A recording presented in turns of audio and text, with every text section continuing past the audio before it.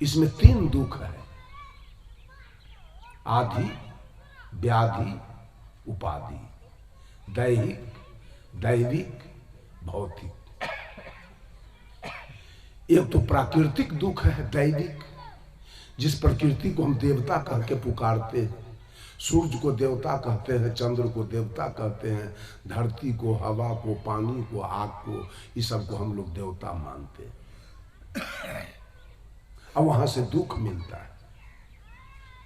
क्या दुख मिलता है? तो अभी शीतलहरी चल रही है, सुख है कि दुख? कभी जेठ की दोपहरी आएगी, उसमें क्या होगा? अब भादों के अनहरिया रात आएगा, उसमें क्या होगा? दुख। अब पत्थर गिरेगा, भूकंप आएगा, ठनका गिरेगा, बिजली गिरेगी, तूफान आएगा, अतिवृष्टि होगी, अनावृष्टि होगा। ये सब क्या है?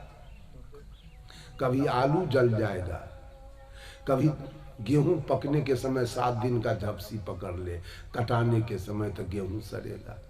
मकई सुखाने के साथ जेठ में बारिश शुरू हो जाए तो मकई सड़ेगा। ये सब सुख है कि दुख? प्रकृति के तरफ से सुख है कि दुख? दुख।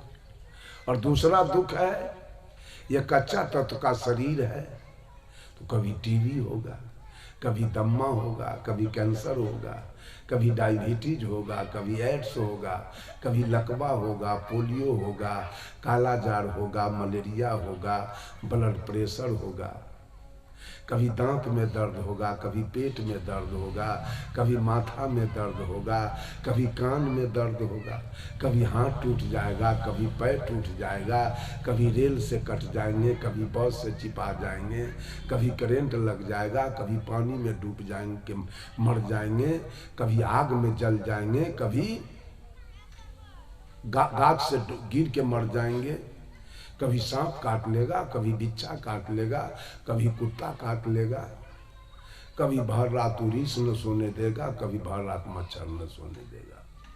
ये सब दुख है कि सुख? कभी नोचनी होगा, कभी कलकल होगा, कभी दिनाय होगा, कभी एक्जिमा होगा, कभी सर्दी होगा, कभी बुखार होगा। ये सुख है कि दुख? और तीसरा दुख उपाधि है। घर घर में सास पुतोह में झगड़ा, ननद भाभी में झगड़ा, गोतनी गोतनी में झगड़ा, पति पत्नी में झगड़ा, बाप बेटा में झगड़ा, चचा भतीजा में झगड़ा, दादा पोता में झगड़ा, साला बहनोई में झगड़ा, ससुर दामाद में झगड़ा, देवर भाभी में झगड़ा, भाभो भैंसुर में झगड़ा, भाई भाई में झगड़ा, जात जात में झगड़ा, जात पर जात में झगड़ा, हिंदू मुसलमान में झगड़ा, हिंदुस्तान पाकिस्तान में झगड़ा। ये तीनों दुख इसमें है। सुखिया के सब है, किसके पास ये तीनों दुख नहीं है?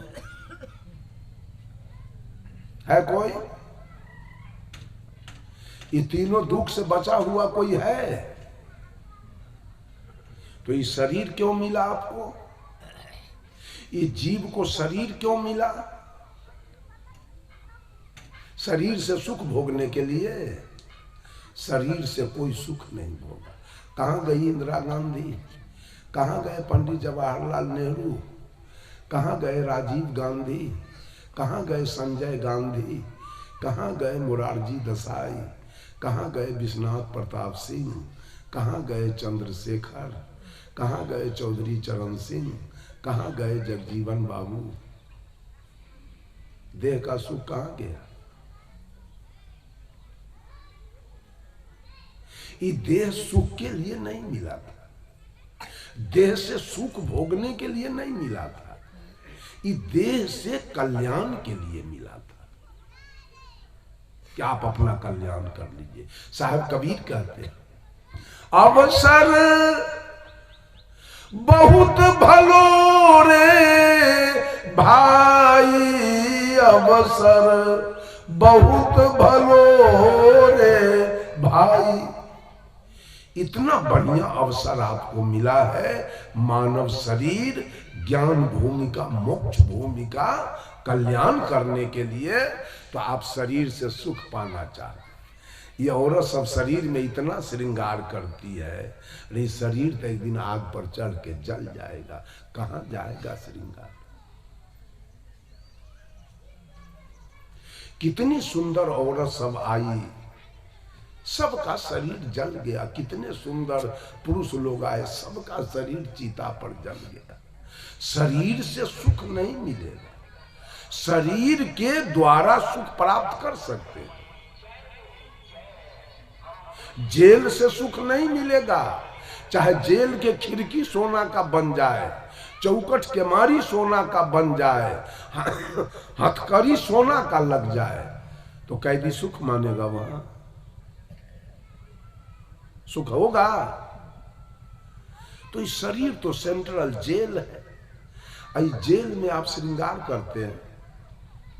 इसे सुख पाने के लिए शरीर के द्वारा, भजन भक्ति ध्यान साधना के द्वारा आप सुख की प्राप्ति कर सकते हैं, लेकिन शरीर से सुख नहीं।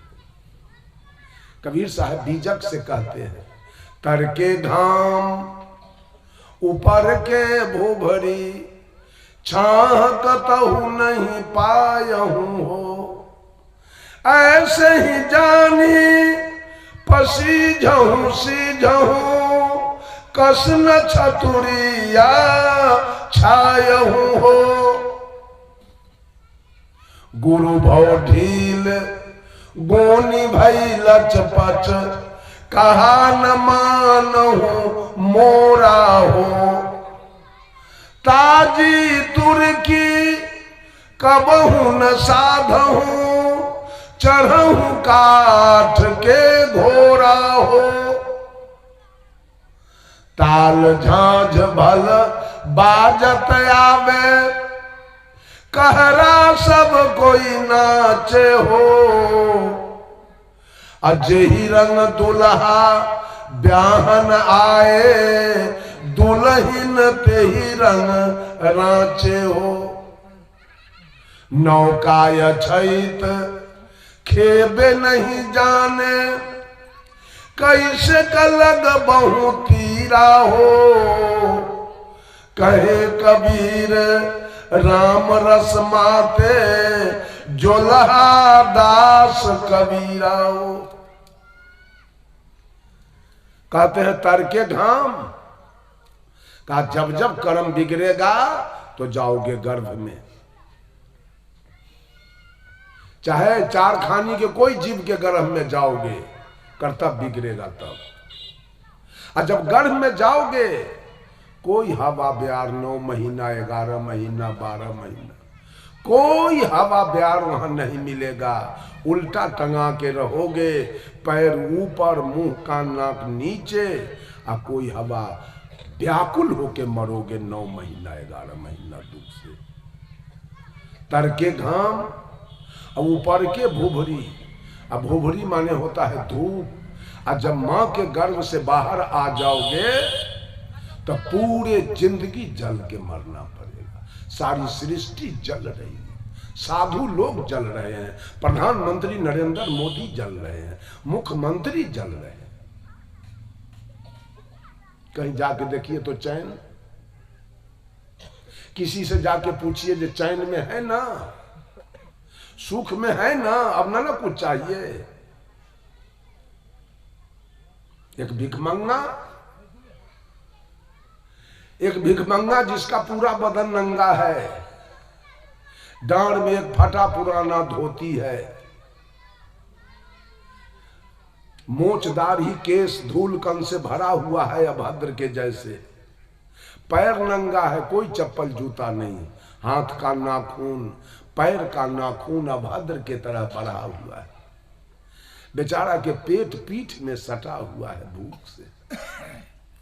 एक हाथ में लाठी और एक हाथ में बाटी लेके मंदिर के बाहर भीख मांग रहा है। ये बाबू एक पैसा दे दे, कई एक रोज का मैं भूखा हूं। ये भिखमंगा मंदिर के बाहर है और दूसरा भिखमंगा मंदिर के अंदर है। अंदर के भिखमंगा के देह पर 50,000 का कपड़ा है और 2 लाख का जेवर है इसके देह पर।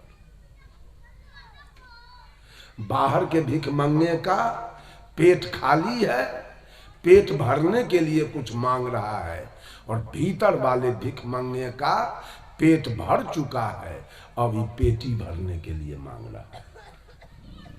कौन है सुखिया? जरा हाथ उठाइए तो। भगवान किसको किसको सुख दिया है? के मंदिर नहीं जा रहा है मांगने के लिए।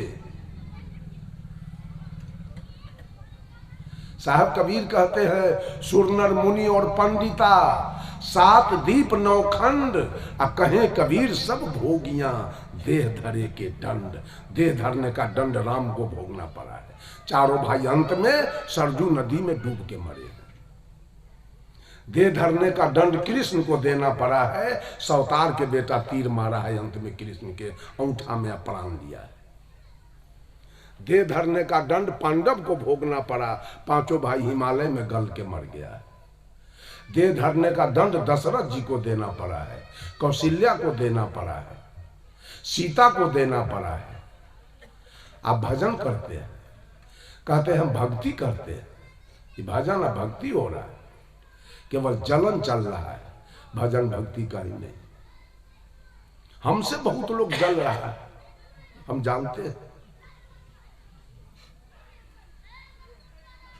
हम लोग जब राम का नाम आदर से लेते हैं मंच पर, तो रावण का भी नाम आदर से लेते हैं। कृष्ण का नाम आदर से लेते हैं, उदाहरण में तो कंस का भी नाम आदर से लेते हैं। कंस हमारा तो कुछ नहीं बिगाड़ा, कि आप लोगों का मुरई उखाड़ लिया है कंस, और रावण बैगन तोड़ लिया है। एको घर में रावण के फोटो है? क्यों? क्या बिगाड़ा था आपका? रावण आपका क्या बिगाड़ा था? इस चंडालिन काली दुर्गा के फोटो आप घर में रखे हुए हैं, भाला बरछी वाली के, लठिया गणास वाली के, और रावण का फोटो क्या बिगाड़ा आपका? कंस का फोटो क्या बिगाड़ा? किसी ने कह दिया ये पापी था, मान लिए बात को। रावण बहुत बड़ा पापी था। क्या क्या पाप कर्म किया था रावण? कोई आदमी देखे थे? देखने वाले हाथ उठाइए तो। भजन हो रहा है, एक तरफ राम के पूजा कीजिए और दूसरे तरफ रावण का पुतला फूकिए। क्या देखा कि रावण दारू पी रहा था? अब वाल्मीकि रामायण लाइए, अब मैं बताऊं कि राम दारू पीते थे, अब क्या कीजिएगा बोलिए? लाइए वाल्मीकि रामायण।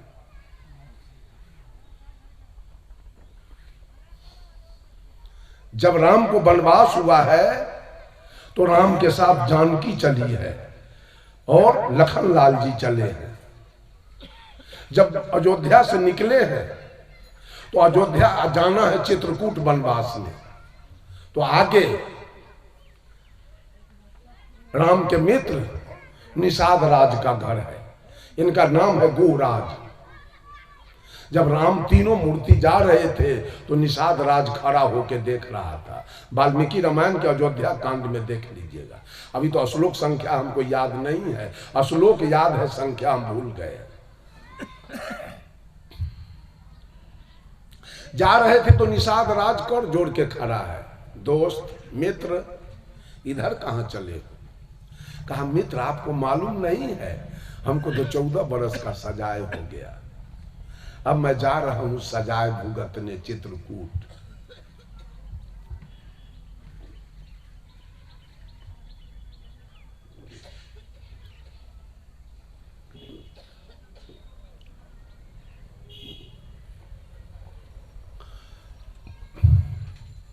निषाद राज कहे मित्र तो एक रात मेरे यहां निवास कीजिए।